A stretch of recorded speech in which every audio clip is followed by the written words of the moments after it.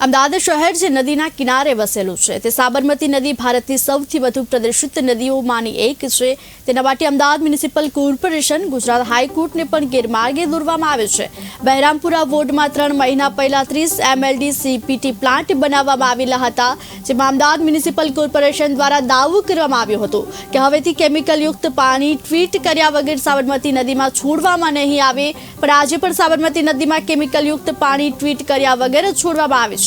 MC એક તરફ નવા CPT બનાવવા માટે છે અને CTP પ્લાન્ટને અપગ્રેડ કરવામાં કરોડો રૂપિયા ખર્ચ કરવાનું આયોજન કરી રહી છે, છતાં પણ સાબરમતી નદીનું પ્રદૂષણ રોકવામાં AMC સંપૂર્ણપણે નિષ્ફળ ગઈ છે।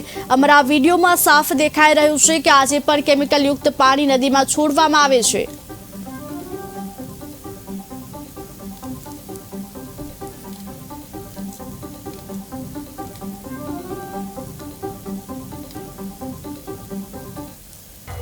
અમદાવાદ શહેરમાં સાબરમતી નદીના કિનારે વસેલું શહેર છે કે ભારતની સૌથી પ્રદૂષિત નદીમાંની એક છે।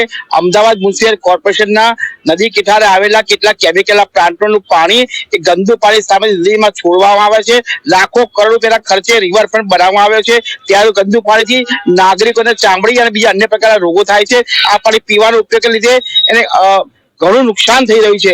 જોવાની વાત છે કે અમદાવાદ મ્યુનિસિપલ કોર્પોરેશન દ્વારા કરોડ રૂપિયાના ખર્ચાને MSI નો પ્લાન બનાવવામાં આવ્યો છે, પ્રદૂષણ પોલ્યુશન કંટ્રોલ વિભાગ પણ છે, છતાં આજે કોઈ નક્કર પણ એમાં નથી આવ્યા। એક દુઃખદ વાત છે। હરીશ સાથે વૈશાલી રાણા, KTV ન્યૂઝ, અમદાવાદ।